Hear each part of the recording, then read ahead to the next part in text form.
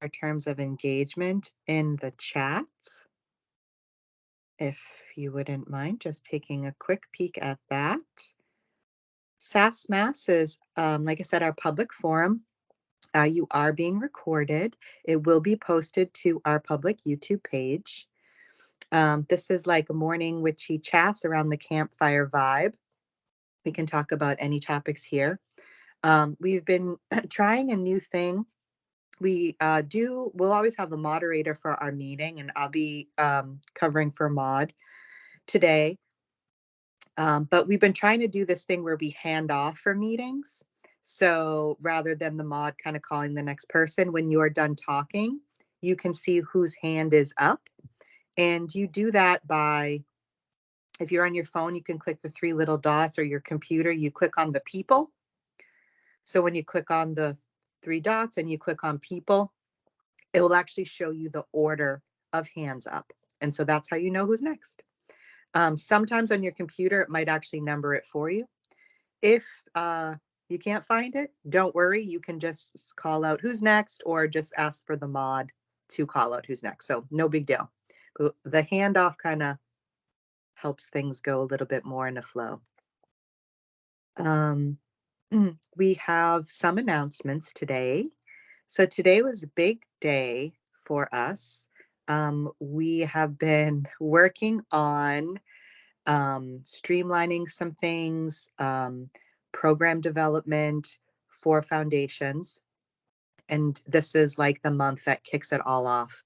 So this morning we did make the changes that we had been chatting about for a while to the team's environment. We hope that it will make it like easier and streamlined for new members coming in, and that that it works out. And certainly just let us know any feedback as you're navigating. But Teams has been all updated, so that is done. We are just waiting for some like final testing to be done on our new platform. So our website will still be brightanddark.org, but within the next couple of days, it's going to look a little bit different. And that will allow us to make some much needed enhancements to the shop, which we're very excited about, to be able to add things for you all. It will allow us to like print reports easily, email certain groups of people more easily, so that we can get information, to specific groups of those that need it. For example, a big one coming up is the broom box. And so everyone that has a Broombox subscription received an email from Kim. And just a reminder on that, we're looking to switch over the broom boxes from our old platform to the new platform. So the anticipated date for that is the 16th through the 17th. So basically, we'll remove the broom boxes from the old platform on the 16th, which will trigger a cancellation email. And all that means is that on the 17th, anytime after the 17th, you can log back in and resubscribe. I'll be posting a lot about that on the Teams with Kim. And of course, if you have any questions, email us at support@brightanddark.org. And there's still single boxes that we have every month. So if there's a hiccup with a subscription, right now we have the ability to make extras. And so everybody should get a box that wants one as of right now. One positive thing about the switch to the new platform is it's going to enable us to have a flat rate for shipping those broom boxes. So it'll be a little bit of a cost savings for everyone. So that shipping, so we're excited about that shipping rate. It'll be $10 for the broom box and $6 if you just get the spellcraft kit. And this applies to the spellcraft kit as well. Should have mentioned that. Another enhancement is prior on the platform we have now. If you move, you can't change your address. You had to cancel and then resubscribe, which was a pain. So the new platform will allow for address changes without having to interrupt your subscription. Kim had shared that they are bringing back the printed description of the spellcraft for the month. And so we're excited. Yeah, excited about that. I'd say maybe one of the most exciting things that's happened in a while is the launch of the workbook. That's happening in October. And so y'all are going to love it. The foundation's members will receive emails 3 times a month. We'll also be posting that in the teams and stuff. October, we'll still be transitioning to the new platform, but the plan is that for 3 times a month, we will drop the workbook pages. Some of them is actually like multiple pages. So I hate even calling it pages. It's really like 3 sections of information and content. And it's really going to tie it all in. And so, yeah, I don't want to spoil too much of it. So I'm going to leave it at that for the workbook pages so you can kind of experience it. But it's very exciting. And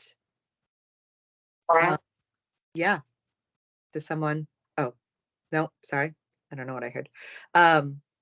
Sorry, there's lots. So sorry, my lengthy announcements today. But with that, with the changes in teams, just added a sacred space channel. So we are all now back together, reconverged, and we're going to be adding 3 SASS Mass meetings. I'm sorry, I say that because they both begin with S. We'll be adding 3 sacred space meetings.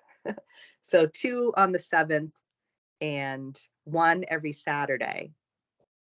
So we're excited about that as well. I posted that information in Teams. So there is that sacred space channel, and that is new. The very last thing that I want to announce, and I've been announcing it just because I don't want to, thank you. Yeah, first Saturday of the month. And in October, in October, Sacred Space happens to be on Saturday. So in October, we're going to have the 2 meetings. And then come November, we're going to have the 3 meetings, which that 3rd meeting is going to be on that first Saturday of the month. And we hope that accommodates a lot of people's schedules. We also definitely would love feedback on the meeting times, and like we're going to feel it out the next couple of months, but we love your feedback on how the times are working out. We want to try to accommodate as many people as possible. The last announcement is for your foundation's memberships, we're going to work on getting everybody switched over there. And that I'm just going to email everyone individually and work to get you switched over. So you don't have to do anything until you get an email from me. I just did want to have one, sorry, this is the final. On the 15th of this month, we're going to be renewing our foundation's candles. So we've called them in the past shadow work, dedication candles, working candles. So for the first time in 2 years, we're going to collectively do that again. So we're going to make some magic, some candle magic together on the 15th. Jen Marie is going to guide us through. I posted a lot of information on supplies and everything that you'll need in Teams, but just let us know if you need any more information. So the 15th is typically when we do like new broom orientation. So we will have a little bit of question and answer and at the end if people need to, any new members. But anybody that needs to or wants to create your foundation's dedication candle, we're going to be doing that collectively. And ta-da, I did it. Thanks, everyone. That was a lot of announcements. Yay, Maria. We have so much going on, and like What's been happening is that we have had a lot going on for several months, but we haven't been able to talk about it because we're really trying to wait until things are like super solid and then share the information instead of like trying to keep you guys along as we're developing everything. We found that it was like really confusing for everyone. So we've made the shift of like, we're going to wait for a little while. So we have all been literally like chomping at the bit to share a lot of this stuff. And there's more. This isn't all of it. There is more that we're working on that's going to just improve everyone's experience across the board. Being able to dial things in the way that we have been has been so cool. And I have got this like powerful feeling of like anticipation, like a crusting wave kind of feeling of like it's about to happen. And like here we go. I to the point that like words are difficult. I'm stumbling over my words because there's just so much that's wanting to come through that it just gets like all tied up Yeah. sometimes. This week specifically I've felt this pretty massive shift in like everything. For one, I feel like I'm finally in recovery after my like autistic burnout back in March. Uh and I'm feeling that like a surge of creativity and inspiration and all of that that I haven't felt in a couple of years. And I've been telling everyone at the, on the support team that y'all have only experienced me when I am fully like dialed all the way up, busting my ass, stretched to the limit, pushed to the brink of like collapse. That's all anyone's experienced because of uh kind of how things have been going the last couple of years. And the last few months I've been really working on applying a lot of this like shift in perspective that I've been kind of receiving over the last few months. And that has presented in a lot of practices regarding balance and being a good advocate for my system in not exposing myself to uh so much sensory input and pushing my body to physical exhaustion and doing all of these kinds of things that I've been doing in the past. It has it's changed something like in me, and I am really looking forward to being able to share this like to share it with you guys. And of course, total train wreck. What have Like, I have a story I wanna tell you guys, but, like, the last 3 times I've tried to tell the story, I, lose it and start sobbing, and it's about talking to a tree. So, do you guys wanna hear it? You guys wanna hear about my conversation with the tree this week? Yeah. Yeah. Okay. Okay. So, this is like, pretty new practice. I've been resistant to like getting too woo woo most of my life. I like didn't ever want to be that like tree hugging, rock licker or whatever. No, we don't lick rocks. Sorry. But I've been really resistant to that my whole life. But I've been leaning into it this year of like, maybe the tree huggers have something. Maybe they know something, right? Anyway, so went out to my front yard and I've been doing it pretty regularly. It's a part of this practice of balance, right? My system needs co-regulation with the natural environment, um, because I get lost if I don't find like a solid anchor point. And so I've been doing that solid energetic anchor point and harmonizing my personal frequency with the Or frequency of the mattress. trees in my yard. Maud, could Mattress, you please. somebody's not muted. Yeah. So I have this bench that I have in my front yard under one of these trees. And this tree, I was just saying the previous week that it had the like personality of this like free flowing, flirty hippie that has like that flirts with everyone and is the first to put on like this big show and everything, very playful. And so I was sitting there just kind of like having this conversation energetically with the tree, and we were talking about the changing of the season. And this tree is the first one of all the trees in the front of my house that change colors. Like the leaves turn this like beautiful broad range of colors.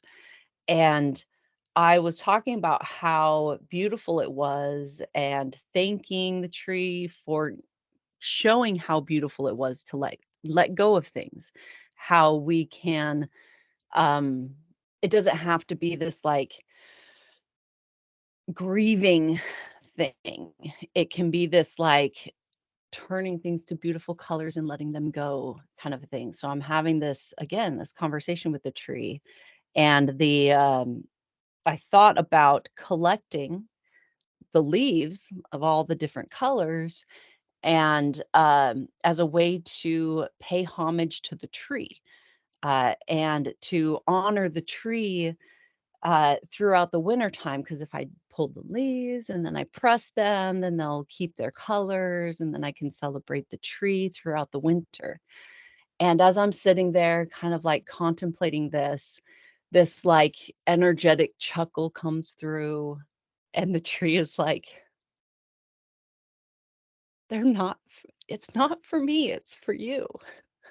You know, the tree is giving me this gift to help me through the winter, to remember how beautiful it is to let go of things, and that we can do that too, that it's possible for us to make things beautiful and like let them go and give them as a gift. And so man, that just like it hit me. I was not expecting that, because in the conversation I'm like, man, I'm kind of new to this. I don't know what a tree wants, like to pay homage. Like I don't know how to show you respect, so I'll like gather the leaves. And then to have that like, no, this isn't for me, it's for you, was like so like motherly and like the great aunt that everybody wants, it was just the coolest experience. I'm still like rocked from it, right? But yeah, so that was the thing. And for those of you who were there when I was talking about how the apple trees have a sense of humor that like all the other trees in my yard, I had this conversation I think with the guild the other day, the Spellcrafters Guild, about how the trees were talking about how the two apple trees I have in my front yard are like these little like jokesters. They have like a funny sense to them. And of course, I go over to the apple trees fully expecting to do harvest when I get back from the convergence. They're ready now, and they think it's funny. So this is great. So yeah, apparently I have this whole like crew of personalities in my front yard that I didn't even know. And it's been a really cool summer being able to like get to know them on a different level. But yeah, so that's my story. How are you guys doing with the change of the seasons? Does anyone have anything? Go ahead, Alicia. I have to hop on here, get the camera on.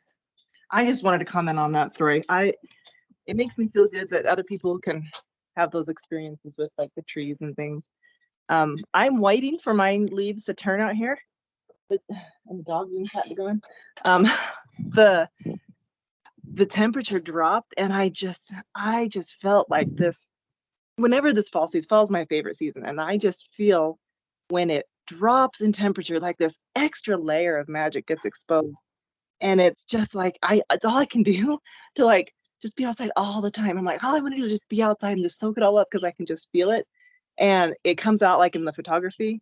I can see it, and it's just there, and it's like, I feel like it's fairies dancing everywhere, and, like, everything's just so happy, and it's just like, everything, like, feels, like, very giving. Like, everything just is like, I've got flowers that are blooming, and they're just like everything is just like, "We're just gonna put on this best, biggest, brightest show," and like you said, it's for us, it's for it like, a lot of it isn't just like they're not just putting this out for them, they're putting it out for everybody else to see, for all the animals and for us and for everything, and it's yeah, it's just so cool, like, all summer I can sit inside and I'm okay to be at work, and but as soon as, like, this drop in temperature hits, I'm just like, I have to be outside. I just can't be in. The kids never get their dinner. They're all left alone. I'm like, I just have to be outside. And it's yeah. So it's just wonderful to hear other people that can see it and feel it and experience it. And I can't wait to chat with you and talk with you about like tree experiences because I first experienced a few amazing trees up in Oregon and yeah, so I'm so excited to be going back. So I'll turn the time over to whoever's next. But yeah.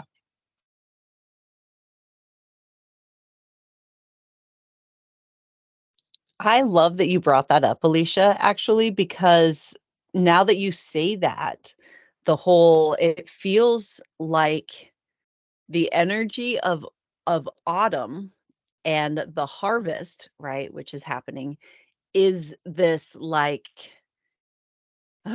it's a gift. It's like there isn't in the like elemental and plant world and that kind there isn't a this is mine and this is yours kind of feeling. It is look at what we've got. Look at what we've done. Look at what I get to share. And so it is that like celebration of look at what we did this year. Look at the fruits of our labor. um, I think that we forget that we are a part of this system too. They know that we are a part of this system, but until we reconnect consciously, we have this like illusion that there's this separation. So yeah, like that the feeling signature is different, right? Because I used to think that autumn is the like the feeling of like you gather everything in for the winter to survive, right? That there's this survival aspect of it. But what Alicia's describing and what I'm coming to know is it's not quite like that. It's this celebration of life that carries us over through the winter, not the like hoarding of resources. Does that make sense?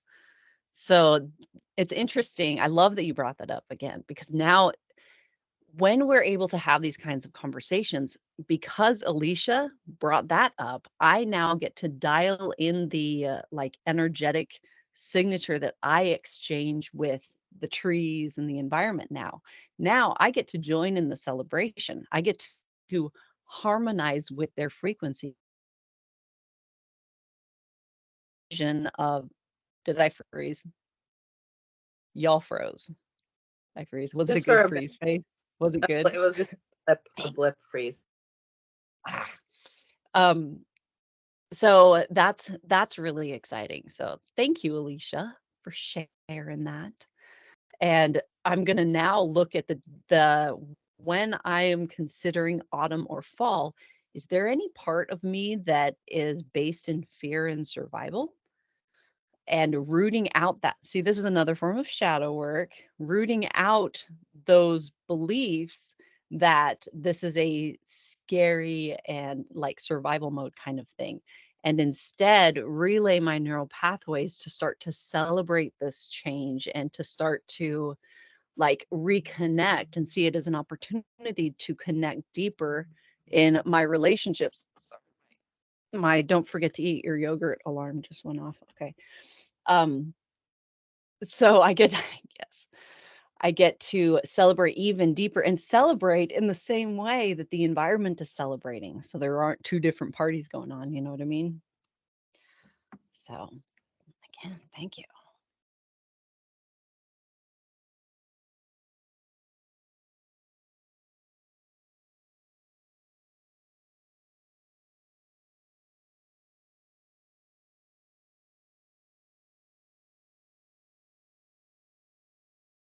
Go ahead, Thea.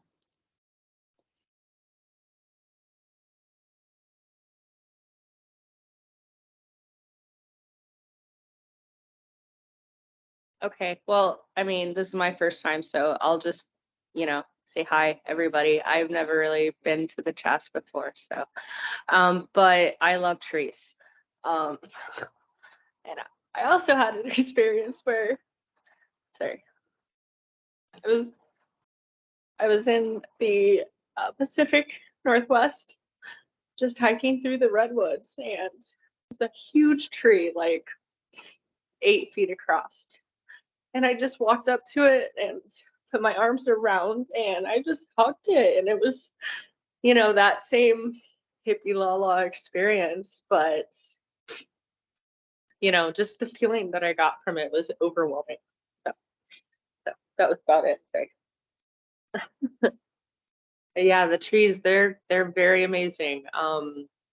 It's a connection that I didn't experience, I think, until I literally did that. I went up and hugged a tree,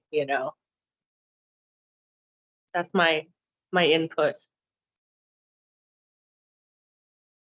So, but I'll go ahead and pass it up back. The redwoods. Well, it was the first time I went to the redwoods, actually.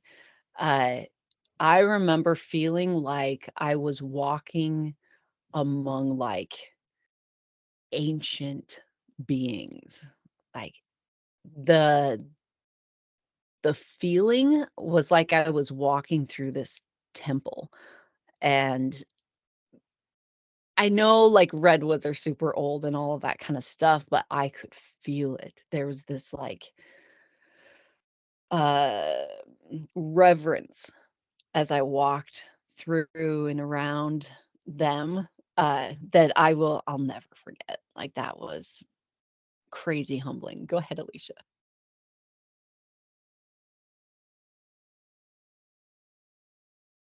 Sorry, I was eating food too.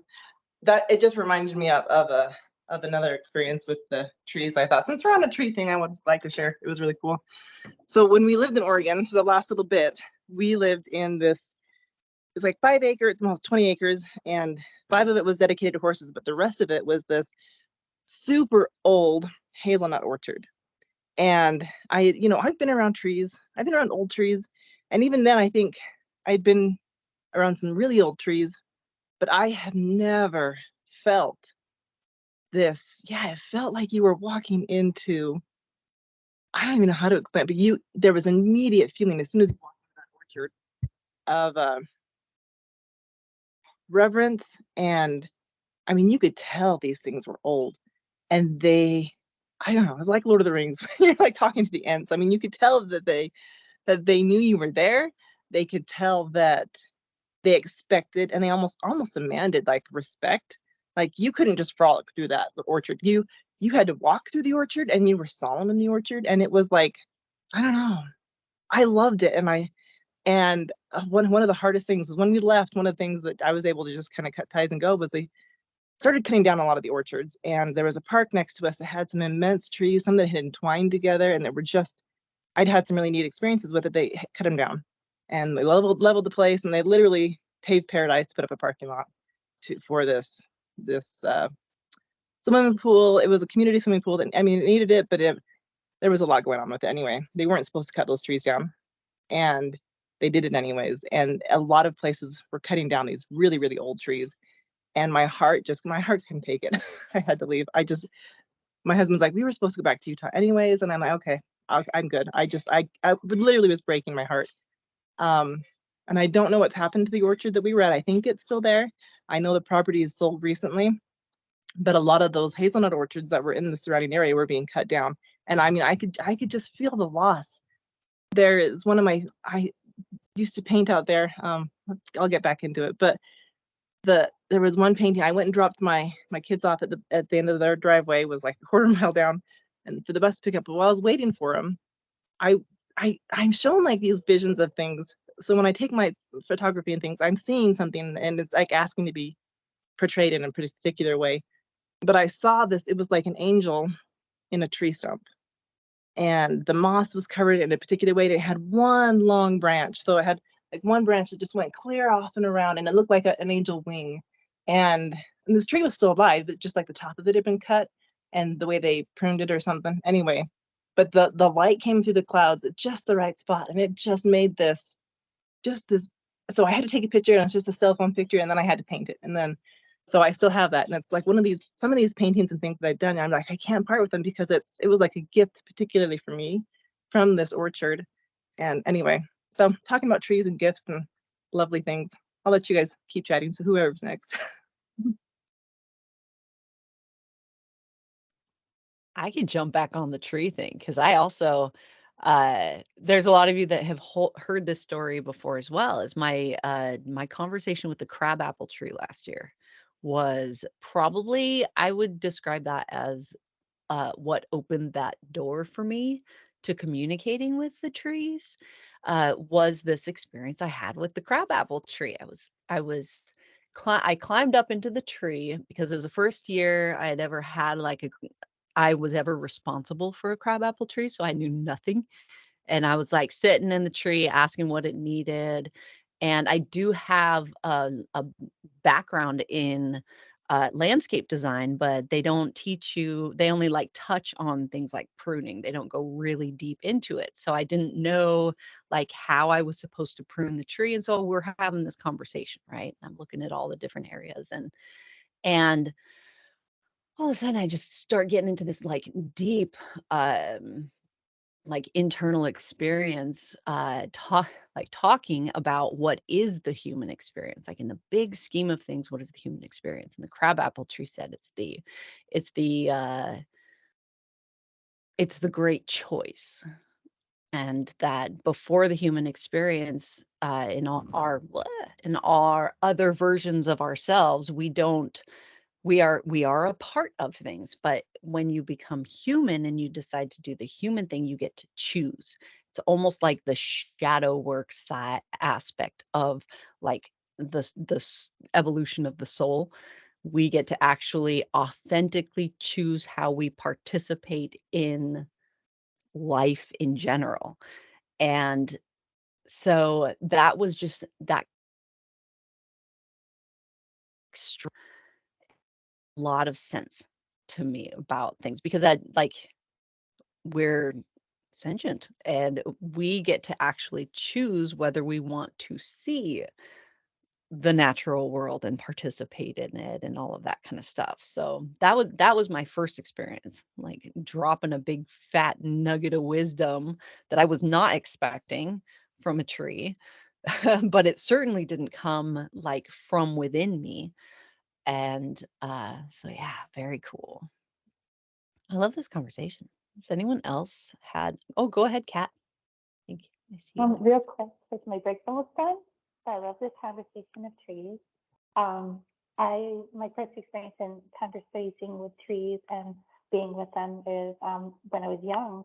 I spent a lot of time climbing trees, and when you climb trees, you really have to have that relationship with them because you're touching them and you're feeling out their branches and you're deciding what one's going to hold your weight and which one isn't going to be able to bear that weight. And then I love climbing the weeping willow. I used to climb it above the height of my two-story house. So I'd be like way up in the branches, holding on as the breeze was like blowing these willow branches around, and I would be like waving around with them, holding on. I'm like, wow, that's so far way down, but I got this. It is just pretty fun, and I just really love being with that willow and doing that kind of thing. But yeah, thank you. Bye.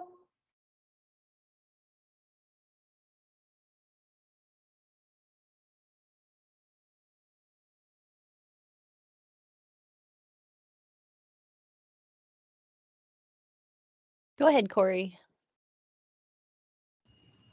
All right, I'm just making a little tangent comment here. So I grew up, or still live, in the Appalachian mountain range. So trees have always been with me. I've always felt like I've communicated with trees. But as someone who's an herbalist and practices herbal magic, I always like to say that it's a trickle down from that. The trees have that big energy, but so do the bushes, the herbs, the grass, the seeds. And when you recognize that, it really changes your practice of herbal magic. You are much more conservative in your usage. You're much more appreciative of the plants that you're using, and you recognize the energy. I know that Jean Marie had someplace said something about just blowing cinnamon inside your door. If you don't have a relationship with that, isn't going to give you the results that you want. And just recognizing that that big energy from trees flows down into every other living thing just makes you more appreciative. I also grew up on a farm. We were meat eaters, being appreciative, knowing your animal, understanding where it came from, even having a name for it. It just made you very careful with how you use that meat product once you had it. And for me, it's the same with trees. These trees have this energy life force. The herbs have this energy life force. And you need to respect that and communicate with it so that you really are getting everything out of your magic practice that you want to get when you're working with herbs. So that was it for me.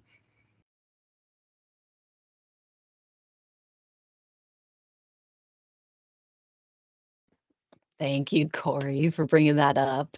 Okay, so this going into sincerity in witchcraft, right? I talk a lot about the efficacy of your workings is dependent upon the sincerity of the practitioner and how you are engaging with things, especially in connection-based magic, right? And I love that Corey brought up how you are interacting with like the herbs and things that you are using in your spellcrafts or using in your life in some way or working with in some way. And that is, I 100% agree with Corey and have it's completely aligned that when I actually go out and harvest things myself, and as I'm doing that, holding that energy of gratitude and actually communing with whatever it is I'm harvesting is a big part of that practice, right? Talking about the apples, right, that I was just talking about. I needed to go and harvest, at least start the harvest, right? So I went out to one of the apple trees yesterday, and I knew that I could only manage one like at a time to process.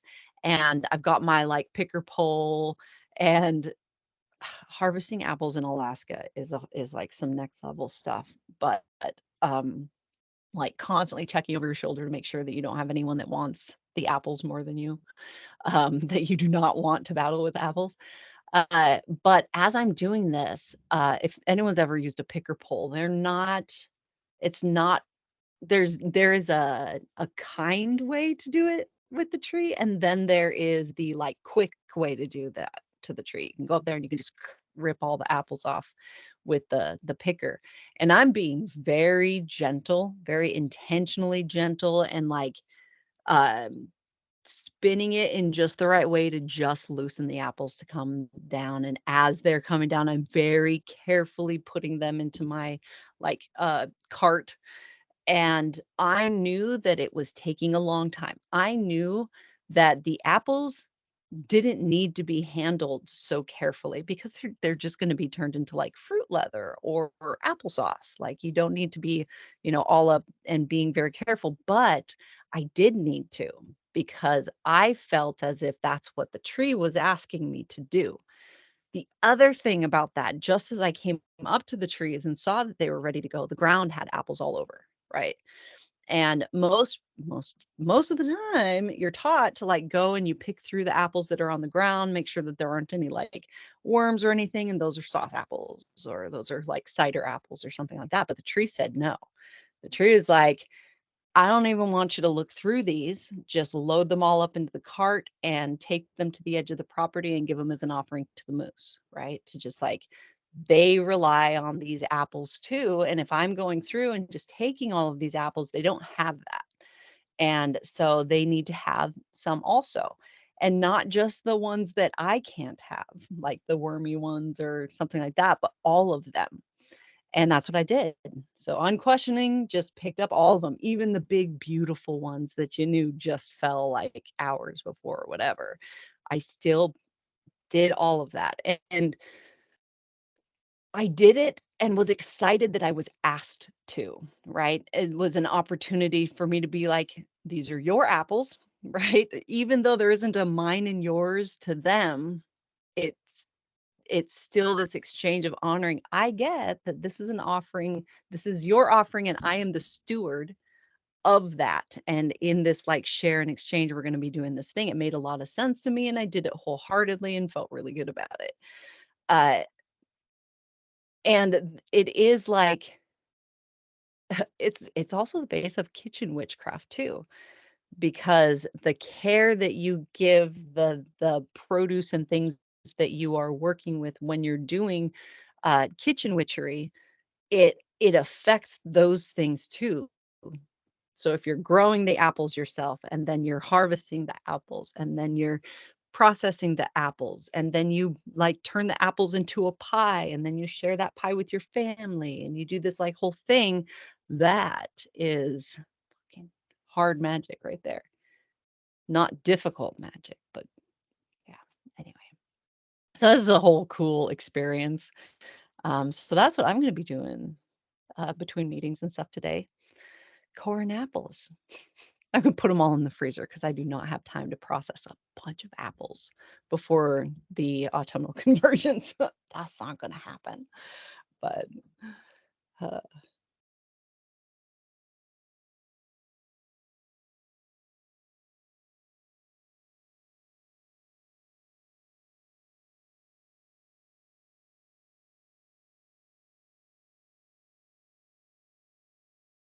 I wonder how many new people are feel uncomfortable in our silent times when we're all like, we're contemplating what was just said.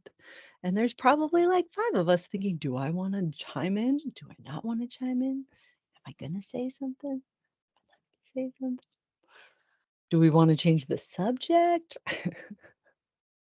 We could talk about anything, guys. Like if you don't want to talk about trees and you got something else coming up, we can talk about that too. I think the vast majority of us are neurodivergent, so we can switch topics like fucking champions. We can juggle topics. We can completely collectively lose our train of thought on topics. We do what we want. Go ahead, Jenny Lee. We've been talking about being thankful to the trees and the just those things that surround you every day. And when we moved, one of the things that was really important to me was being able to say goodbye to the house properly, because it came into our lives at a time when I was pretty sure nothing was going to work out and we weren't going to be able to find a place to live 5 years ago. And the house just appeared. I mean, literally, it came up and was for sale. And I was like, I know I can't afford it. And then they said, well, you want to rent it and then see if you can afford it later. I was like, oh, well, okay. So that's what we did. And it was a great home and it was kind of in the middle of town. And so my kids got a completely different view because they were used to living in the country, and the house was kind of a beacon. And the kids' friends came to the house and it was easy to get to and things like that. So it was really important for me to be able to properly say goodbye to the house. So once we'd packed everything, I made sure that I walked through every room and touched, those pieces that were so important, the countertops and the walls, and just to thank the home for being a home, and just give our thanks for protecting us not only from outer elements, but making a home for our inner elements, safe places for us inside. And after Davy died, it felt different. Like it said, you don't need me, so you need to find another place. And I really think that I listened not only to myself, but I listened to the house tell me that this wasn't the place for us anymore. So I was very thankful that I had that relationship um, with that home. And he was the house spoke to me when I first went in it. And every time I drove by while we were making the decisions about whether or not that was going to be the place for us, the house called to me every time. And when I said goodbye for the last time, it was really powerful. It was like a letting go. But yeah, it's kind of the same thing with with everything that's outside. You also have that impact with the things that you call inside. That's all for me.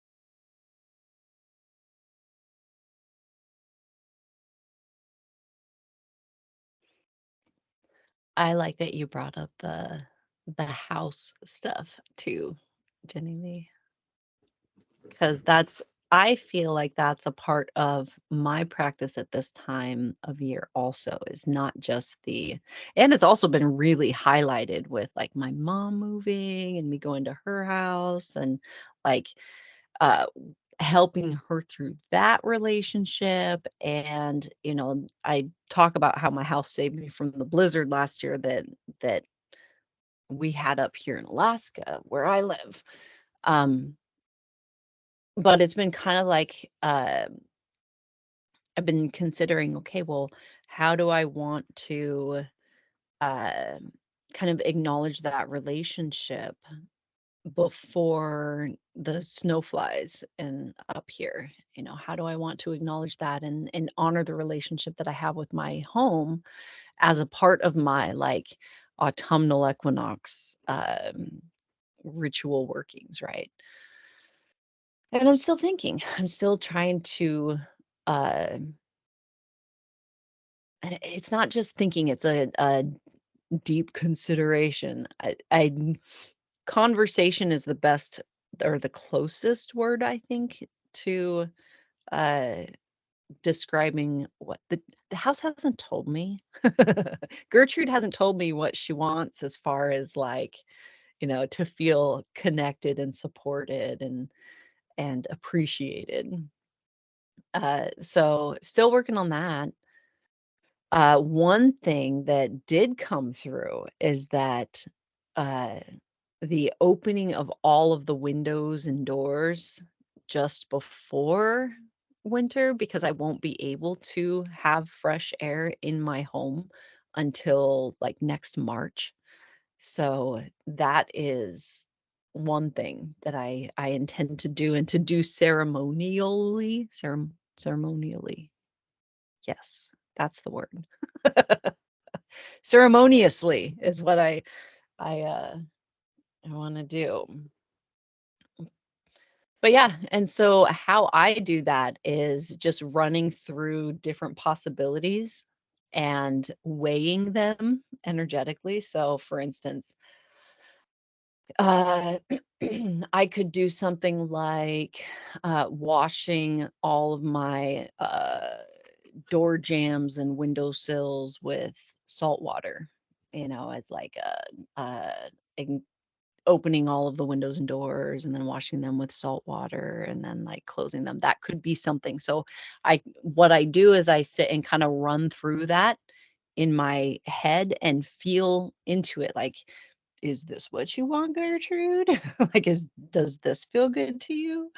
And if there isn't any like highlight to it, I move on to the next thing. All right, well, do you want me to set up an altar and have like candles and work an altar with you? So running through all of these different possibilities until something feels like exciting or something feels connective.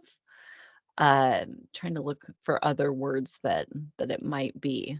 Because the the spirit world or elemental world doesn't communicate in words. It doesn't. They don't. Unless that's specifically a part of your gifting is in like the formation of words internally or whatever. But the most common thing that I hear is that it's feeling signatures or experiences that they kind of like use in order to communicate things with you. So does that make sense, guys? So it's not that they're trying to tell you to go ride a bike. They don't say go ride a bike. They give you an image or a memory of you riding a bike as a child, or it's like something comes up in your mind or in your like feeling. I keep saying like sphere, your feeling sphere that kind of like hints at different things. You definitely have to translate. There's this internal translation that's happening, but it's not like words. They don't often say, go and do this thing. This is what I want. It's more like memories that come up and you kind of weigh it against that. Does that make sense? How do you go ahead, Alicia? I was just going to be like, hey, Alicia, how do you experience that? Go ahead. Funny because I was gonna say that's how my whole life has been, and I haven't realized that that was anything unusual. Like so, like everything, like that's my whole life. And so when people are like, "So what's your clair?" and I'm like, "Well, I see images like in my head. I see pictures, so I guess it's like clairvoyance." But I'm like, I always feel like there's more to it because I feel it at the same time. Like there's an energy signature that I feel, and but the way that they've been described to me in the past, I'm like, the only one I could ever come up with was clairvoyance. But I'm like, I know there's more to it. So that's like the clairsentient, right? Is that like that feeling signature? Is that what that is? What people So you describe? know how the thing that I think helps explain this better is that whole like we have a physical body with all of our senses and we have an energetic body with like senses that are kind of like they overlap, right? So clairvoyance, vision, clairaudience, ears, right? And just like in your physical body, you use a lot of your senses at the same time. They're not isolated. Uh, that's the same with your like energetic body as well. It's not just clairvoyance. It could be clairvoyance, but you're also picking up, you're like feeling it as well. And then there's some claircognizance in the translation. Um, so it's like a combination. And I think that a lot of people get hung up on needing a definition, like needing a word to explain it. I'm claircognizant. I'm clairsentient. When the truth is that like we're kind of all of it, but there are dominant ways that we receive information. And sometimes we receive information with one and translate information with another. So it's this whole thing. And so and of course it's a spectrum too. So not only are we using all of it, it's I like the wheel charts better. The wheel chart of neurodivergence. Have you guys seen that before? Where there's all these different fields like, eye contact and, working memory and like um sensory processing, and each little pie is at a different level. It's the same kind of thing with your clairs too. Like if you had a pie and each little slice was a clair, we have a different, like we're on a different spectrum with each one. And interpretation is a whole thing too, because you're receiving information and then you got to interpret what it is that you're receiving. And it comes with practice. And the people that I've met that are like clairvoyant, it is very vivid, like for the most part. If that's your dominant, if that's how you're receiving information, it's vivid like a dream or hallucination even. Sometimes they actually, and here's the thing too, is that if you get like your system is honed to divination, right? Divination is a forward facing kind of gifting. So if your gifting is in divination and it is clairvoyance for divination, it's going to be very different if your gifting is in speaking with the spirit world and it's clairvoyance. Do you see that? Because if your gifting is in communicating with the spirit world and it's clairvoyance, you see the, you know, it's so broad. I hate to limit it to just like you see dead people, right? Rufio, buddy, do you want in on this conversation? So do you see what I mean? How, and some people communicate with dead people and it's claircognizant. So it's more like it just like the information just shows up. It is present. And it's more about like leaning into these things and exploring them with curiosity that gets you to where you're more familiar with how your giftings work and the combination of them. Thank you, Rufio. I'm glad you added that, man. Okay, Jana, go ahead. Oh, that was fast. I thought there was a line somewhere. So I was thinking about that because I went to a psychic medium thing last night, which was really cool. But I've noticed over the last year and a half that I get this weird tingly feeling. And I thought it was clairsentient. I thought it was like emotion, that I was sensing a lot of emotion. And now I'm not so sure because I'm not getting the emotion part of it. And I remember when I first talked to you before I joined, you said when I figured out what that was, it was going to blow my mind. And I still can't figure it out. But I'm starting to think that maybe it's not like intense emotion I'm feeling, but that I'm feeling like more spirit energy. But I don't know. That's kind of my, and you're chuckling because you actually know what it is. But I've been having these weird experiences. Like a couple of times now I've been woken up by like startled awake because like I felt like someone was in my room, but it like I'd open my eyes and it was like a shadow, but not scary. But I get that same tingly feeling going, which is why I'm thinking it's not what I originally thought it was. But yeah, so like, do the clairs just like, it seems like they kind of mix themselves around a little bit. Like, I don't know. I don't know if I'm making any sense, but that was what I was thinking last night because I was getting just like tons of that energy last night at this thing that would kind of come and go. So Jen, what is that? You know I'm not going to tell you, but it's Unfair. Okay. Okay.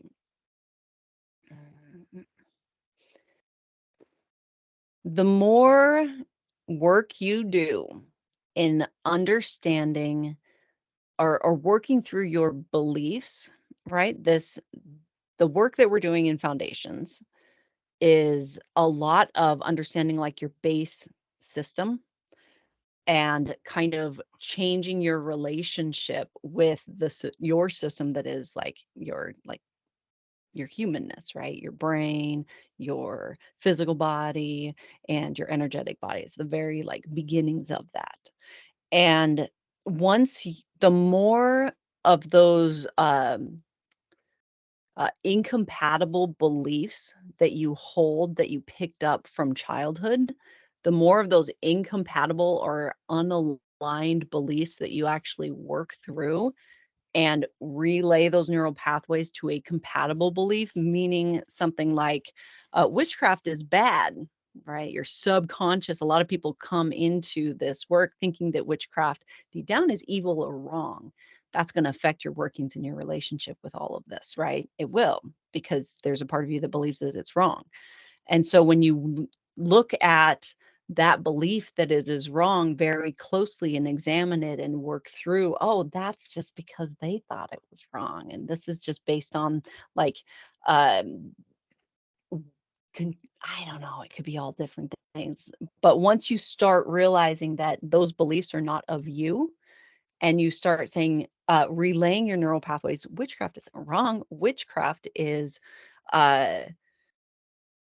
like my nature. Witchcraft is the way that I connect. Witchcraft is beautiful. Witchcraft is like powerful. Once you start relaying those neural pathways, then your relationship with your giftings starts to change. So it feels like they are becoming more powerful.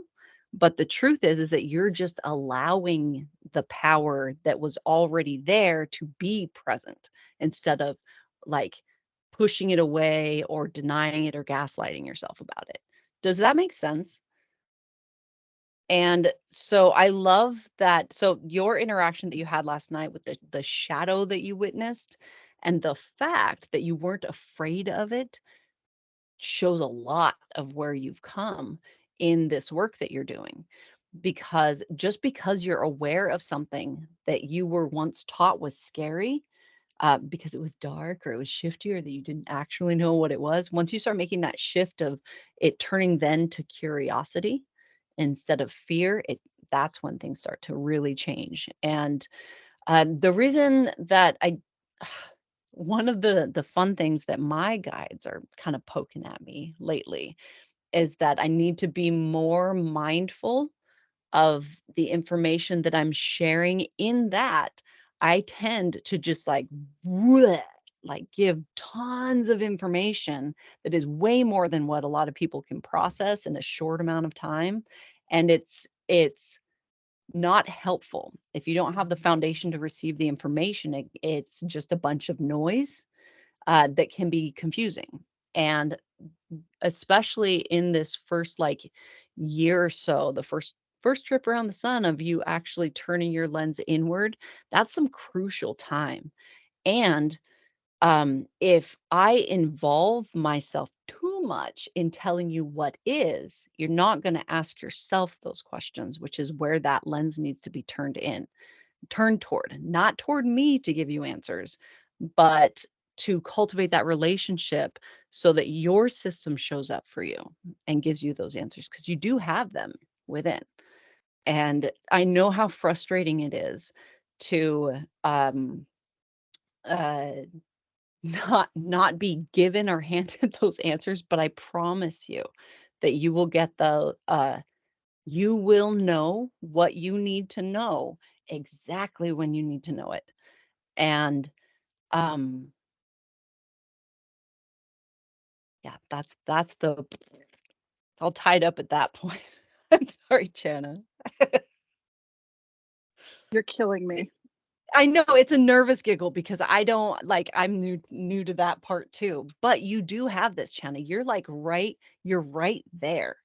You're right at this threshold, and I would be damned if I took away from you the opportunity for you to prove to yourself that you know this, right?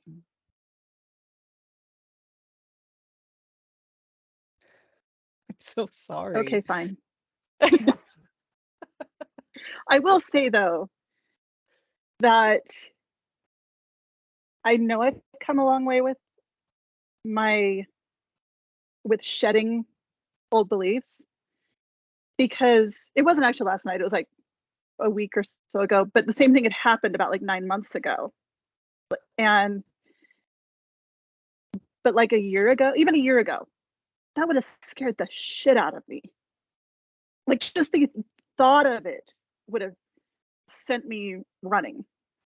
And so I thought I mean, at least now I'm realizing that things aren't scary. Things that like the occult, because I was raised Mormon, so there's a lot of fun culty deconstruction going on with all of that and all that stuff. But and I was ironically raised in a family of witches who don't know they're witches, and so we're very like terrified of paranormal and occult stuff, sort of, like, if that makes sense.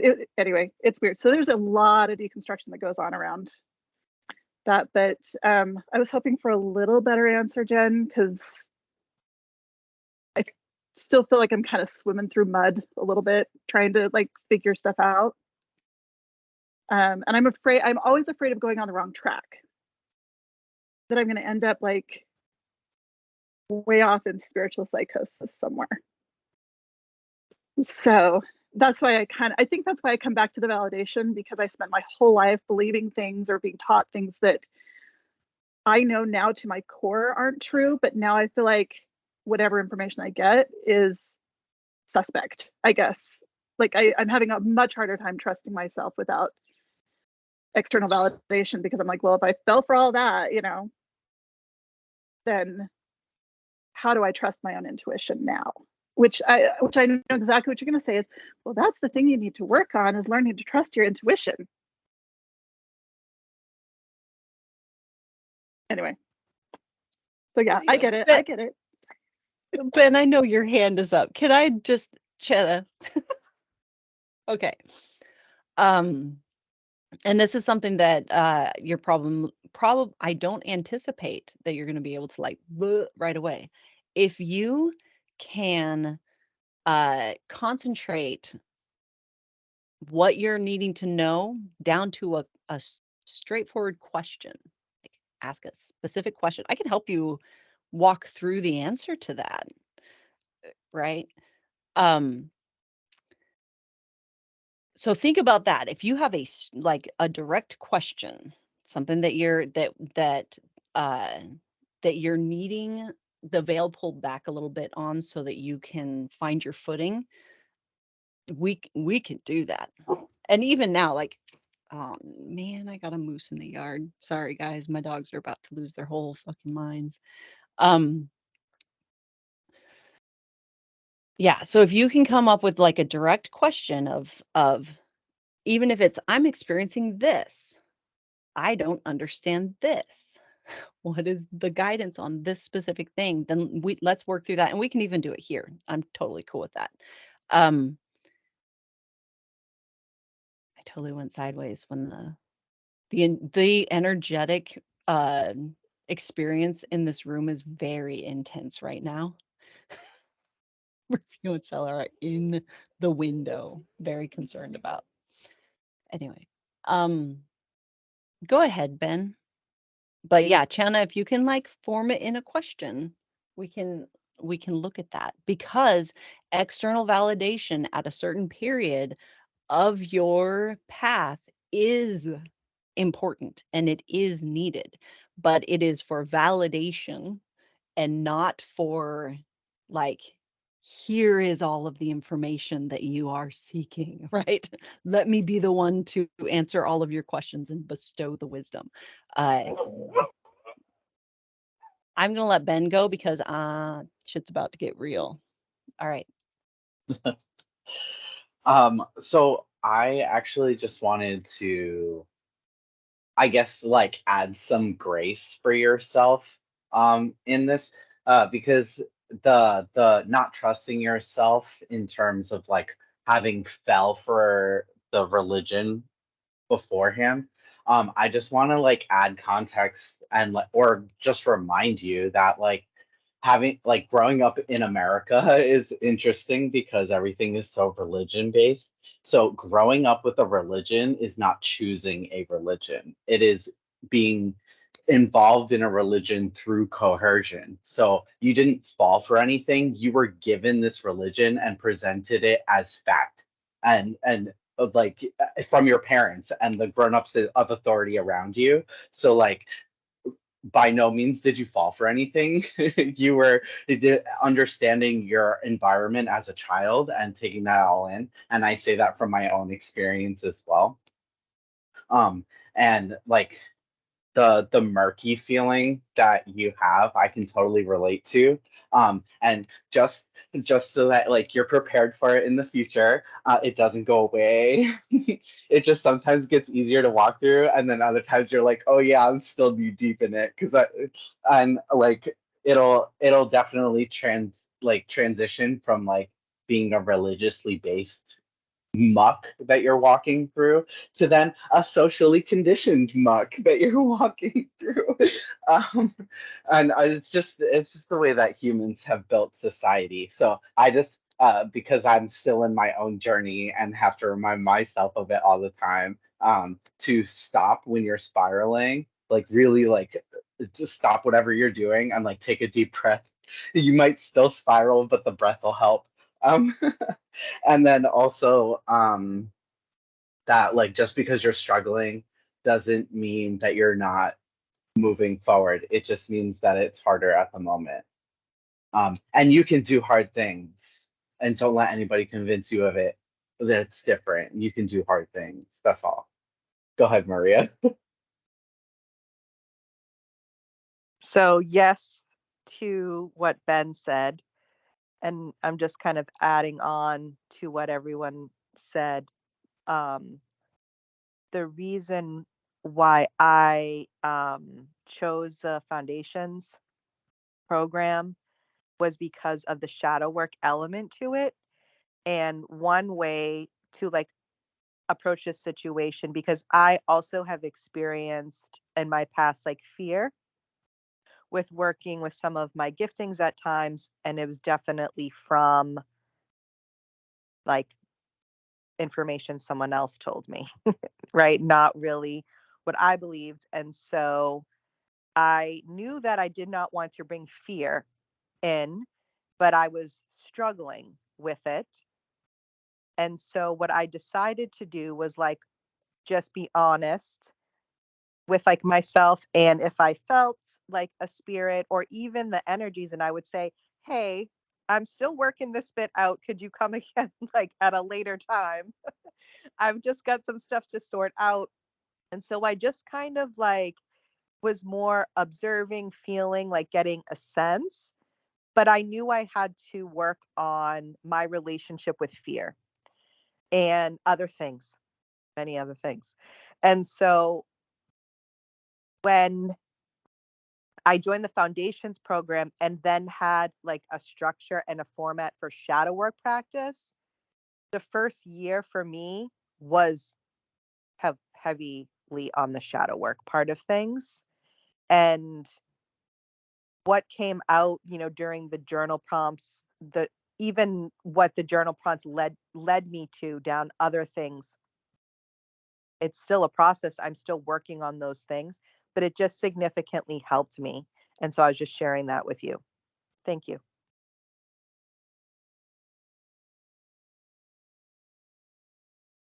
Maria just passed it off to me. You guys didn't hear it, but that's what happened. Like, I want to come back to the muck. I love what you said, Ben. But I do want to take it like a step further because in the beginning, the muck is really confusing. It's heavy, it's thick. You don't understand it. It's confusing. You're not sure what's going on. And as you start to work through it, you start to understand it a little bit more. And like what Ben said, you're able to navigate it like easier. You're not so in resistance to it, right? But it does go even further than that. You will eventually get to the point where when you see muck, you smear it all over yourself. Like when you see muck, you get excited. You're like, fuck yeah, another thing that I get to work through. And I get to uh, bring clarity to this, right? Your relationship with the muck changes completely, and the muck becomes a tool, just like a face mask, like a mud face mask. It's a tool to draw out the things that are not in alignment for you. And it takes getting through that muck sometimes to really be able um, to sincerely believe that you can do difficult things, right? So I had to kind of toss that one. That coin into the fountain or whatever. Go ahead, Ezra. Yeah, so what I definitely agree with everything that like Ben and you and Maria have said. One of the things that made me that I wanted to, I felt called to talk about though was the mention of spiritual psychosis as like a fear. Because that's not something that I've heard like us talk that much about. I might have just missed it, but definitely when I started um the program and started doing magic and realizing that's what I was doing, I started seeing a lot more um, talk of spiritual psychosis, like on TikTok and various places. Um, and so that was actually a fear of mine too, especially because certain experiences that I've had that were um, basically once I started believing in magic and trusting myself and unpacking things, I felt very elated. Like I felt like just so happy that it felt like a little bit crazy. And I and um that it was like the fear of that joy that felt like um I guess some people would probably call it manic, even though I wasn't spending money, I wasn't like doing any of those things. I just felt so happy. It was like I had unlocked this little bit. And so I think I had to, and I'm still doing some unpacking of like the fear of looking crazy. Um, and and that there is like what even is spiritual psychosis. I've definitely seen some people that like I've seen what people are talking about, like on an extreme end of it. Um, and it to me it kind of for me anyway, it seems like there's a lot of information that people who others would deem as going through spiritual psychosis, or even other people that um, say they've been through it, they are not grounded. It's not that the information that they're talking about is not true. Um, it's that they haven't done the shadow work of um, I don't know. I'm not sure if it's a shadow work thing, but it's definitely a grounding thing. It's like they are overwhelmed. It's like a channel has been opened and they're just like it's just like gushing essentially. That's what it looks like when I've seen it. Um yeah, foundational thing. It's like it almost feels like they got too much information at once type of thing and they can't process it like the physical brain is having a hard time. So it's not that, they're making things up. It's like, and it's not a crazy thing. I've been unpacking my relationship with that word a lot. Um, and yeah, I just wanted to, I guess, when you're unpacking that fear, which is a long thing because witches have been called crazy for forever.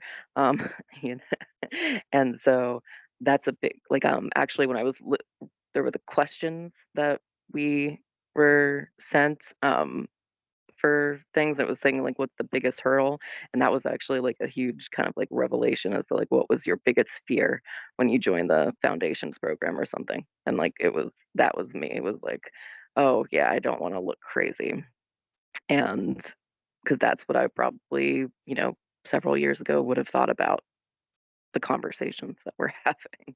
And so the yeah, so I think just be compassionate with yourself when you're unpacking that because it is a very deep one. Um, and I think what helps me is like defining what exactly something like whatever my issue is, what is scary about the shadow. Like, did it actually try to hurt you, or was it like you said, Jen Marie, like was it just dark? Did you just not know what it was? And so with spiritual psychosis or seeming crazy, like what is actually crazy? Like, is it hurting somebody? Is it just something that other people they feel uncomfortable because they don't believe the same thing as you? That kind of thing. Um, so yeah, that's all I wanted to add.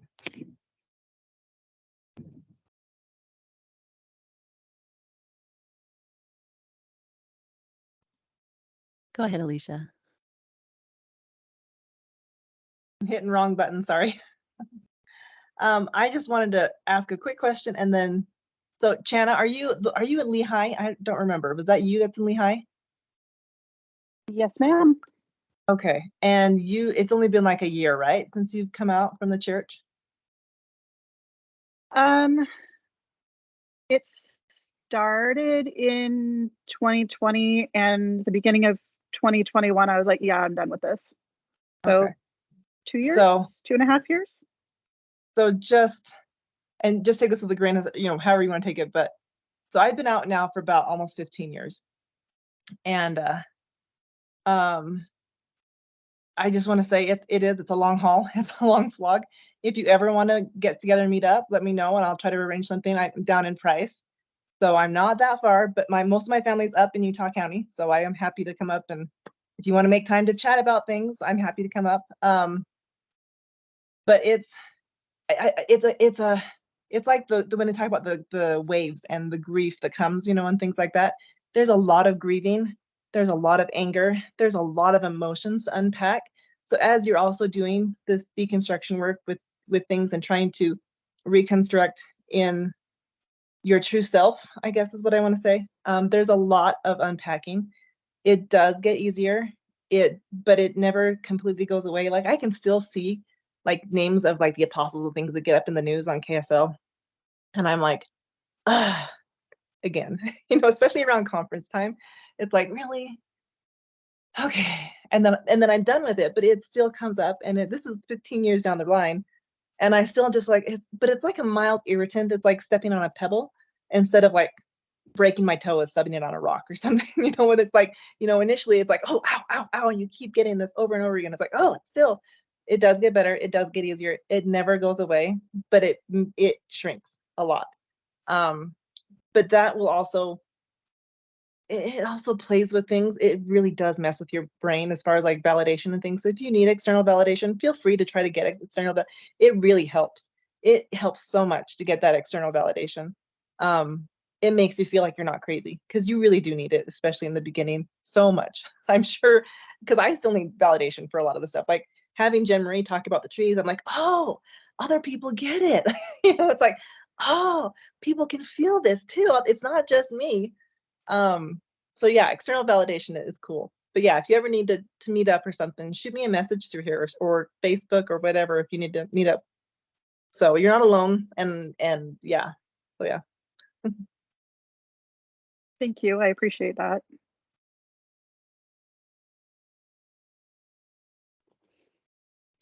I love everything about that conversation right there. I love that we get to connect like this. And I also love that it feels very full circle that Ezra brought up the like spiritual the spiritual psychosis side of things, right? That is one of the reasons why my guides are like, knock it the fuck off and pay attention to what they need, not what you want them to know, right? Very big difference. And I'm starting to psychococoa. It's a cocoa. That's what we'll call it, psychocoa. Um, so yeah, that's one of the reasons why you don't want to just dump information on someone that is in the early stages of learning how to process these changes, this like different world. It is cruel to rip the veil back. It is. It is anyone who has experienced like a third eye awakening kind of situation or peeked behind the veil. It takes time to process what you experience with that. And it is very challenging to do, and takes training to do that.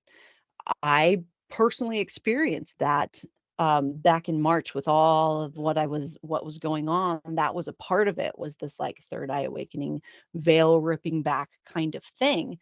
And if you aren't able to, um, process and work into like practical application of the stuff, the download or the big information, it will leave you untethered like that. You don't have anywhere to put it. So you have this new realization that rocks your whole world, but you don't know what world to be in.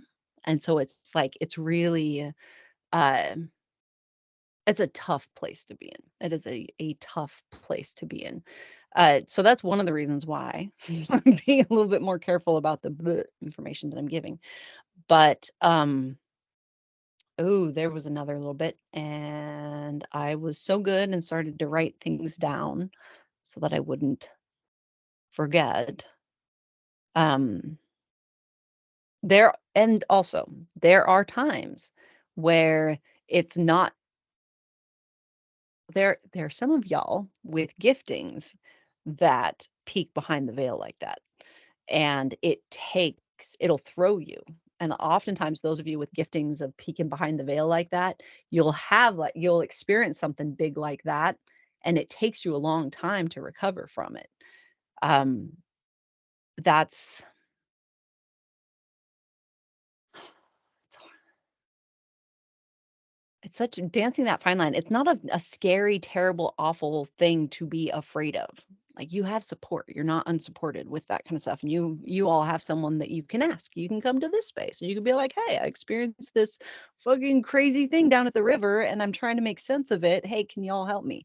Right? Right. That's why support is so important uh in a magical practice, and why it like we didn't have this kind of support and connection, 15, 20 years ago, 30 years ago. When I really started practicing, it was a lot of this. You had to figure this stuff out on your own, because nobody openly talked about any of this stuff, because it would get you locked up in a loony bin. It would get you institutionalized. Firsthand experience with that. I was institutionalized from sharing some of the stuff that I was experiencing when I was in my early 20s. And I believed that I should have been institutionalized because of it, because I thought I was going crazy. Hindsight, I see what the fuck is going on. Um, and it's all a part of my like journey and background too, and understanding that some of y'all are going to have those peeking behind the veil experiences. And I'm been there, and I'm happy to support you guys through that. Oh God, there was another chunk of this that I'm forgetting. Go ahead, Ezra, as I'll think about it. I need to think about it because it was so good. Um, let's see. There's one thing about trees that I wanted to bring up, that and support, but that what you were saying made me um remember, like, we it is a legitimate fear, because it is like literally the history of institutions, and like what they were created for is like for people who believe differently, you know. So, and specifically like indigenous cultures, and their practices as opposed to Christianity. But what I wanted to this is just like a little side thing. You were talking about supports, and we were talking about like getting external validation, and like, yes, the like, goal could be at the end to not need that. But I was relating it back to trees, because they support each other. If there are trees that are cut down, or shorter than others, or sick, that can't reach the sunlight. Trees share nutrients through their roots, and they are, you know, in this metaphor, externally validated by the other trees, and they are assisted by their support system. And that actually, there's a really funny thing. There's this movie, like called Quest for Camelot. That's a animated movie where I love it so much. And there's this guy that lives in the forest, and he sings a song called "Like Every Tree Stands on its own." I stand alone. And then later on, as an adult, I learned that trees don't. They literally don't stand on their own. Um, and yeah, it's one of my favorite movies. And I love him as this like blind hermit, who's like doing magical forest things. But every time I listen to that song, it makes me laugh because he's trying to be a tough man, about standing alone like a tree, and they literally don't. All the trees are laughing at him. So that's all I wanted to say.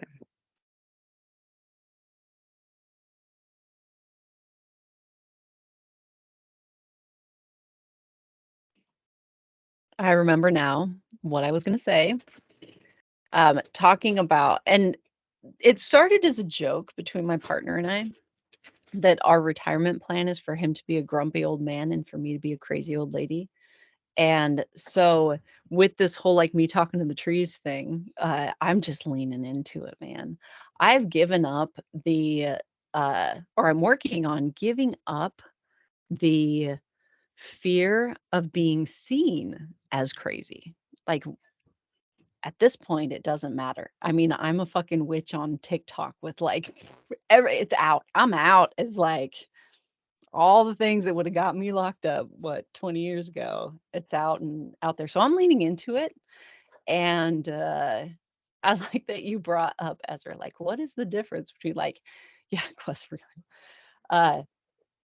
what is the difference between like institution worthy crazy and like the weird witch on the corner that has full on conversations with everything in their yard and talks to the neighborhood cats and dogs and stuff like that? Like, I'm totally here for that, and I'm really genuinely excited to see how far down this road I can really go.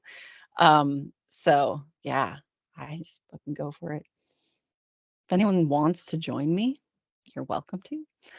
Like, my retirement plan is like to a nunnery is looking really good as a retirement plan right now. I want to like take over an old nunnery and gather all the like neurodivergent witches that are down for the fucking monastic lifestyle, and to just be a bunch of crazy old people together and not like an old nunnery. So lean in.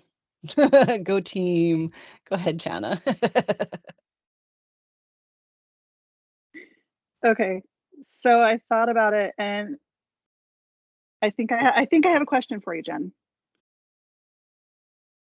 But I have like a clarifying question first, because I'm thinking back and I'm knowing like I can see where I'm feeling things like when things are coming up. Is there a difference between being sensitive to just like energy in general and spirit energy, or is it just kind of all the same thing? Oh my God, you're gonna hate me because the first thing that came through is, what do you think? I'm so Okay. sorry about that. What? No, But it's actually seriously, good. It's good. yeah, it's a Well, I think great everything is question. energy. Everything is energy, and so spirit is just energy. So my gut feeling tells me it's just all the same thing. That it might manifest sometimes as like spirit, like the way we think of like entity spirit, I guess, for lack of a better term, versus like emotion energy, but it's all kind of on the same spectrum in frequency. And so thinking about like what triggers that tingly, weird feeling, and I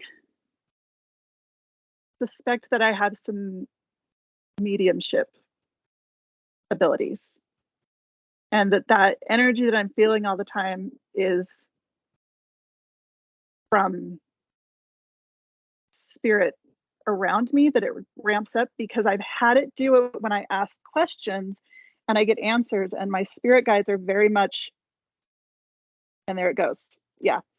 they're very much external to me. Because you've talked about how like some spirit guides like are in our head, they're just an extension of just kind of our higher self, and others feel more like it's separate from us, and mine are very separate from me. And I think that's why, because I've had a couple of other weird random experiences, like my friend's daughter who passed away from cancer a few years ago, like has come through before, and with with a message for her mom. But I just thought it was like a one-off type of thing, but I don't think it is. I think it's actually, and that's why that shadow thing, why I keep seeing them, it's like a test thing to see if I'm gonna like freak the hell out or if I can acknowledge it without losing my mind. Go. So You're I just think, nodding at did me. you answer did you answer your question? Because it totally felt like you answered your question, like fully. And also, so this is a yes and, right? Lean into that. What that answer that you just got, lean into it. See what happens. Ask what you're experiencing, ask it what it is, right? Um, So if you're the next time you feel that like staticky hair raising on the back of your neck or on your arms or just like that little shift that you're talking about, ask, what is this? What is coming through? It's that shift from the fear to curiosity that kind of paves the way for those answers. And so I love that you already fucking figured that out. You nailed that one of, well, maybe this is just a, a testing of the waters. And I love that for you.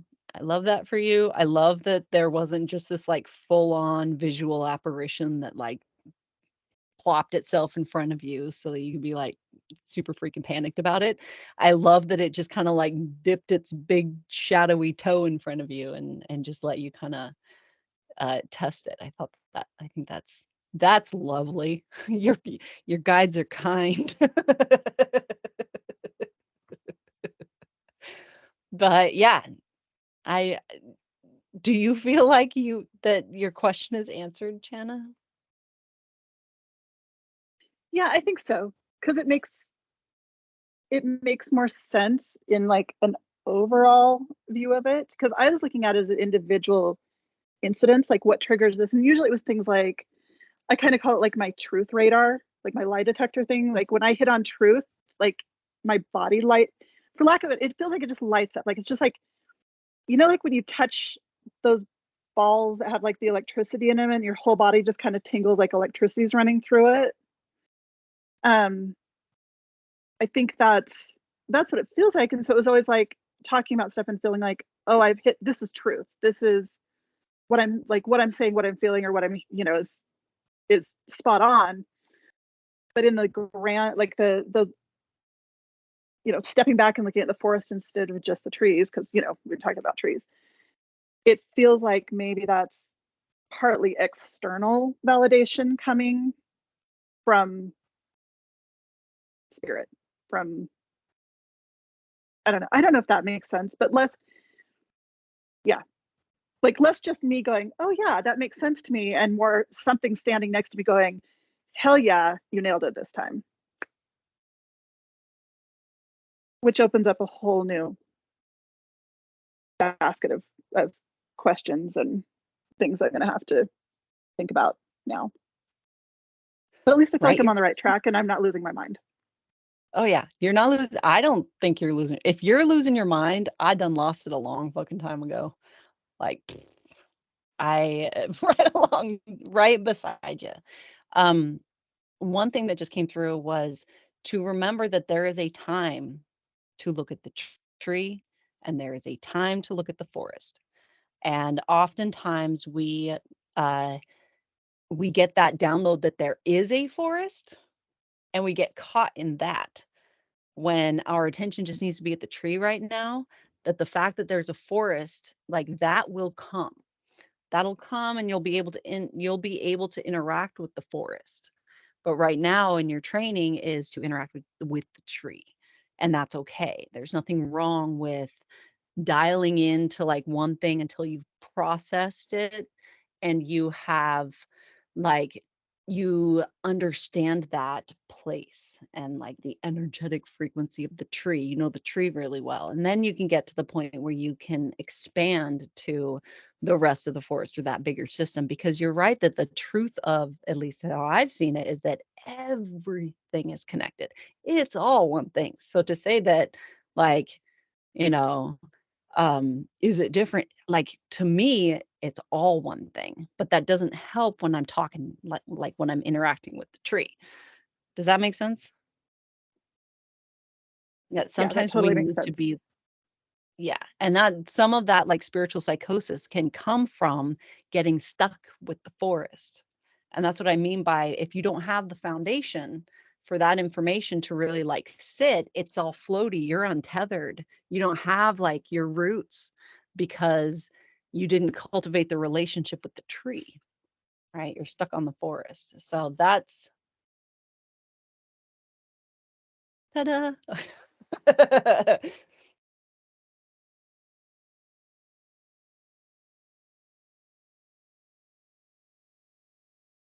I heard total side quest here, guys. Total side quest.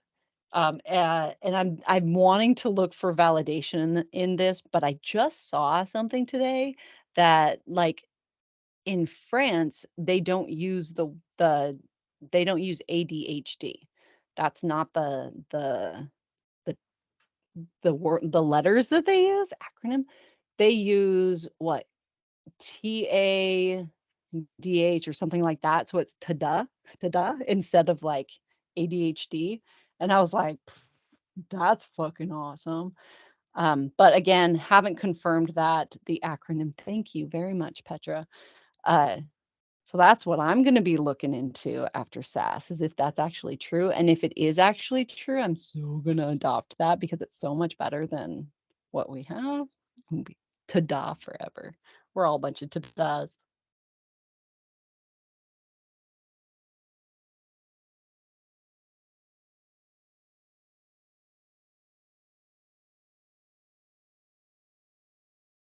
Okay, I'm gonna side quest again. All right, I'm doing another thing. I have been in this practice for, God, it's been at least a decade now, where in October, I kind of look over my whole like practice over the last year and consider like a single thing to like hone my attention down into and cultivate that in, or like incorporate that into an intentional practice. For instance, I've done this with like fear. I looked at my relationship with fear throughout the entire year. Um, and this year, and oftentimes I'll have like a single word is the theme of the year, is like this word. And this year, uh, the entire flavor that's coming through is the word tidy. Uh, and also, right now in my practice, I am working on cultivating a relationship with the present moment and allowing my life to unfold instead of like trying to seek to control what it does. I've been taking this like kind of somewhat backseat, and I make forward moves when I am compelled or inspired to do so, but only to where, as far as I'm compelled or inspired to do so, right? It's that trusting the pacing of things and trusting my life to unfold. And what I have witnessed has been nothing short of tidy, and it's really exciting. So this year, I am going to further hone that in with applying that to my practice of continuing this, cultivating a relationship with my life unfolding. And what I mean by tidy is that, especially since we made the decisions to do a course correct at the resource center and dial in on foundations and all this, as soon as we made that shift, I've noticed this alignment and this like way that everything is unfolding that is just boggling my mind. Uh, and leaning into what I feel inclined to do, leaning into that like ADHD kind of stuff of, oh, now I feel like washing the dishes. Oh, I'm thinking about this. I need to go like clean the dog yard, or oh, I want to like work on a hood. I'm actually leaning into that stuff of like ADHD side quests. And as weird as it sounds, it pays off. It's almost like there is a bigger thing at play, and I'm only aware of the little bits, and I'm like poking around at all these bits, and then it scales out and it all makes sense. I get why I was inspired to do my hood for this thing.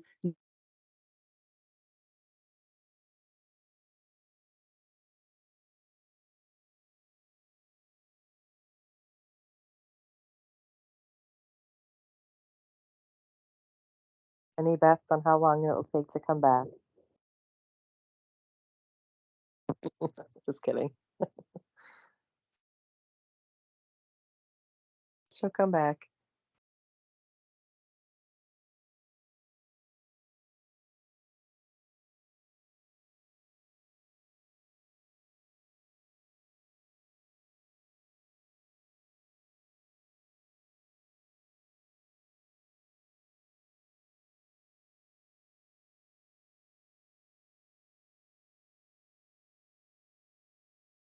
I'm going to check out some of these movies and shows being put in the chat.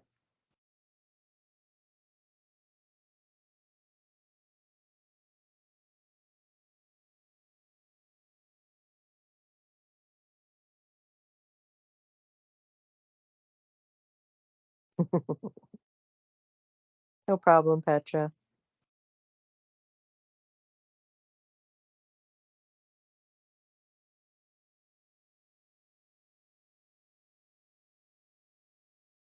Okay.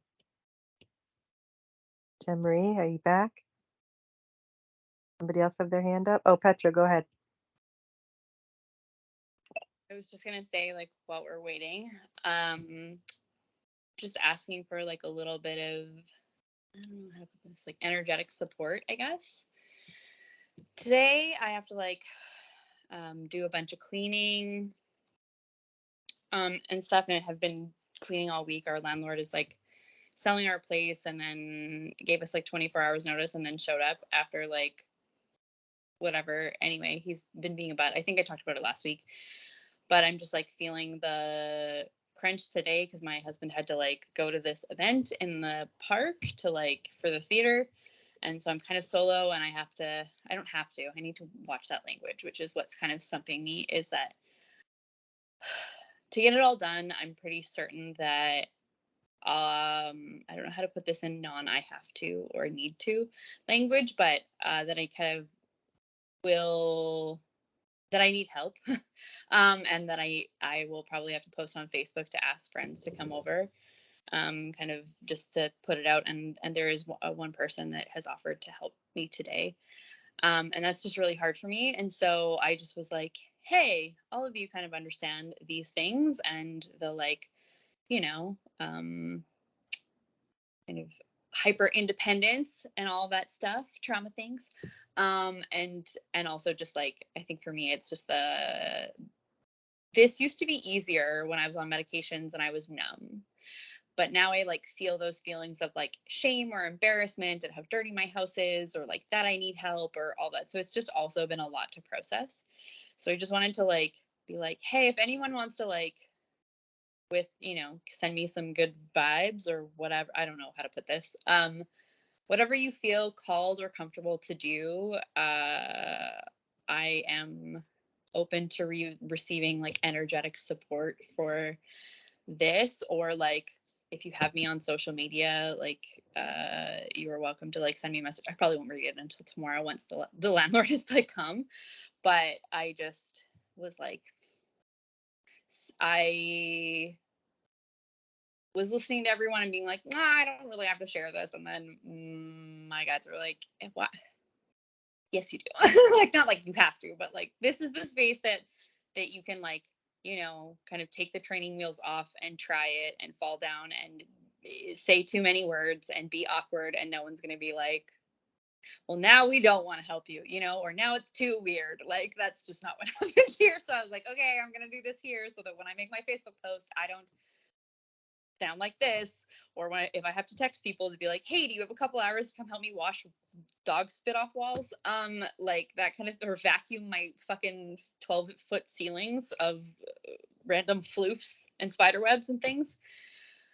So, yeah, I just wanted to ask for that and say thank you for the space to do that. And I will hand it back to Jen Marie because she is back.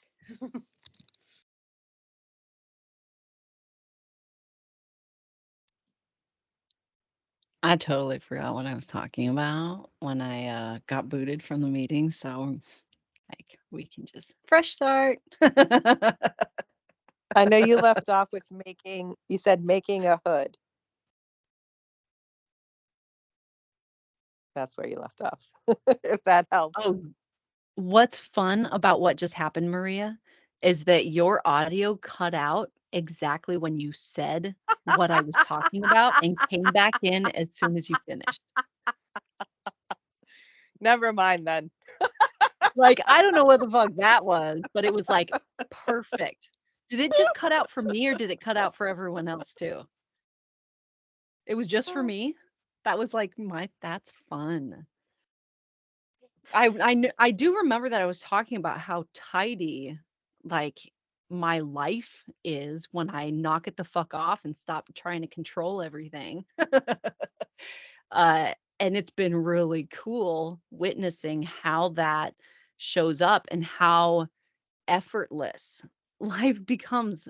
And that me saying that life is effortless is like that's a massive thing.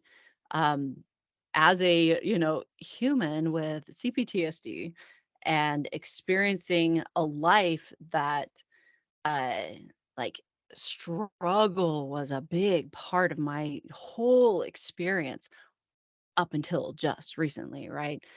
For me to be able to sit back and know, like, I'm not influencing this at all. My job is to remain present and to show up for my system. And the only preparation I need to really do for a lot of like, you know, stressful or impending things is in preparing my system to receive or experience whatever it is, right? And to stay very present. And as I've been doing that, like things happen on their own in a better way than I could have possibly like put it together, right? Like the ideal thing, it turned out ideal and I didn't even interact with it. I didn't even need to. Whereas like 2 years ago, I would have been obsessively thinking about all of the things I would say or the things that I would do or the like or playing scenarios in my head so that I could practice how conversations will like turn out and all of that. I haven't been doing that at all. When I catch my brain kind of going into those kinds of like um obsessive and completely useless scenarios, I pause and remind my system that it is that I am safe and that no amount of thinking about different scenarios is going to keep me safe. My safety is in presence. Uh, because a lot of times it's a trauma response to obsessively think about all of the different things that could possibly happen or all of the different like conversation ways that a conversation can go and all of that. But turning my attention to that trauma response specifically has been amazing. uh Tidy, like it's tidy. So you guys are going to hear that word over and over and over and over again because I'm fully leaning into this practice because I'm really liking what's coming out of it. Oh, look at us right at noon almost.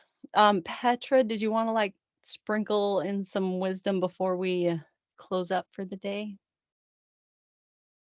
Oh, I think I just like forgot to lower my hand, but I did when Shannon was sharing earlier.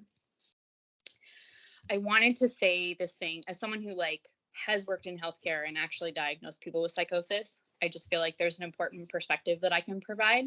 This is not like medical advice as per like legal things, because I'm not a practicing physician right now. But as someone who's trained to assess like people's connections to reality is essentially what psychosis is that you're disconnected from reality. And I think, you know, spiritual TikTok and places on the internet, when we talk about spiritual psychosis, there's kind of like this, how do I put this? Kind of this fear around it, but there's not a lot of descriptors of like, what is it? And what the most important thing that I think I can explain to anybody who's actually seen people who are floridly psychotic, as in like, they're not here, they are somewhere else, that is not like a casual thing. It's not a thing that you kind of bump in and out of. There are other things that can kind of alter our connections to reality that are intermittent, that fall under the DSM, but I'm not going to go off on a rabbit hole. My brain's like, here, I'm so dumb about this. I'm like, nope, we're going to. But the most important thing is that like, are you here and now? Do you know what the consequences of your actions are?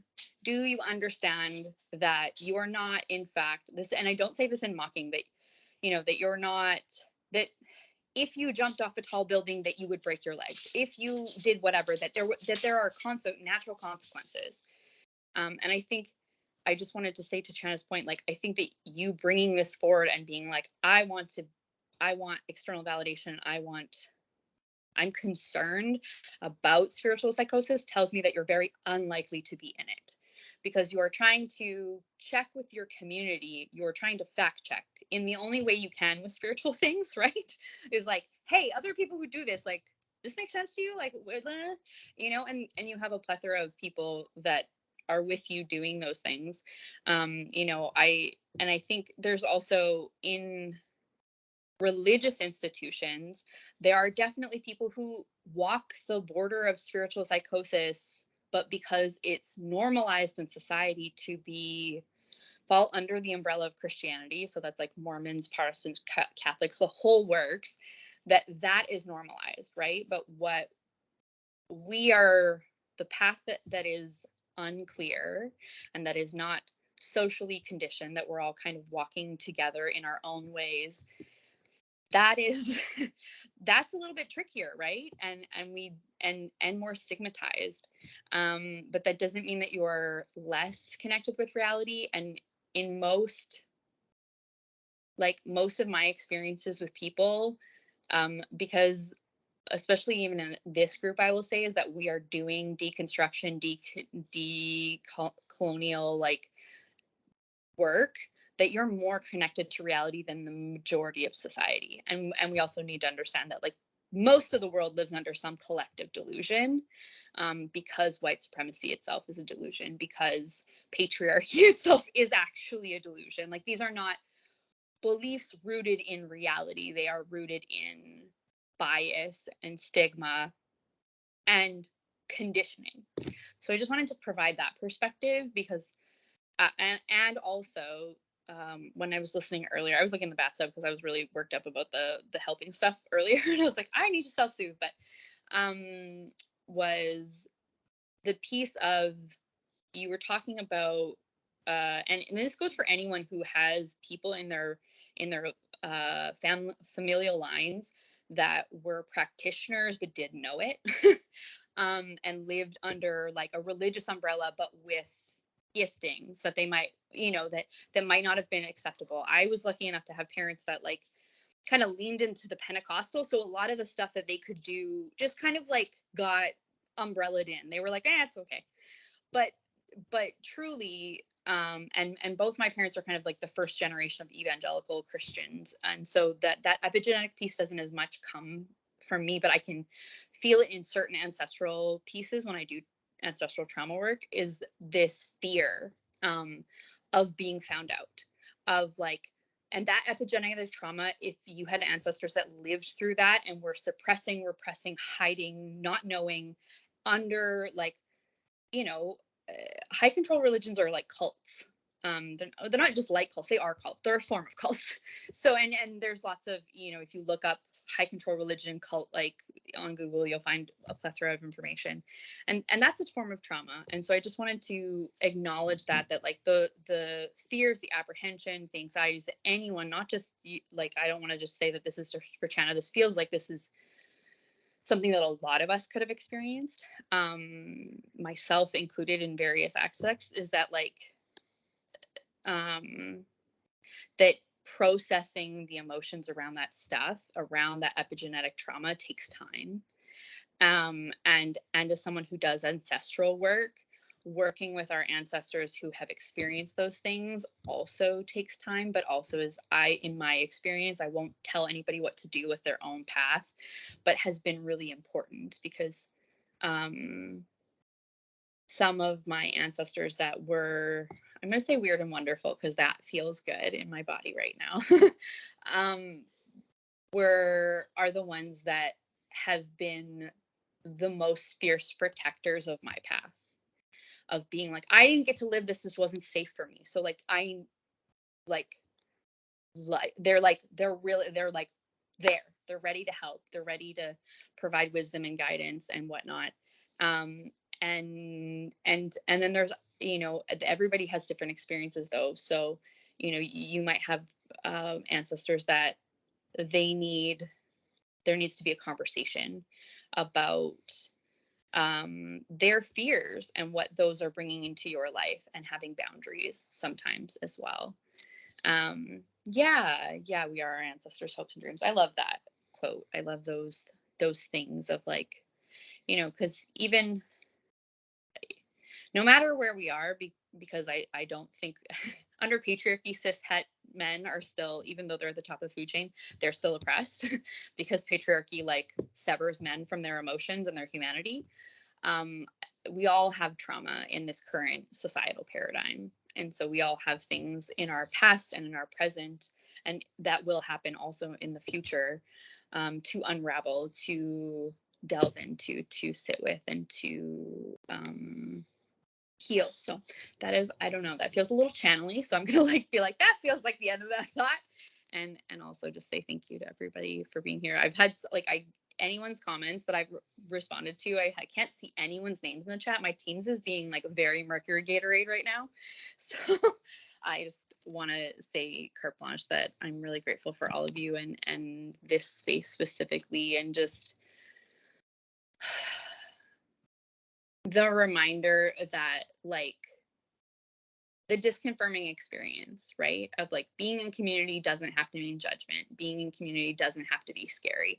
Being in community, people can actually value and like find delight in your vulnerability, your curiosities, your all these different things. And so I just wanted to speak that over everybody and over myself, and be like, yeah, like this is a neat little space that we've all built together. And I know like Jen Marie's and the other people who've been here for a while have kind of flagshipped it, but I also am a firm believer that like community is built by every single person who participates. And I think as I see Jen Marie like done with them, like I think that this is like the general ethos of this group as well.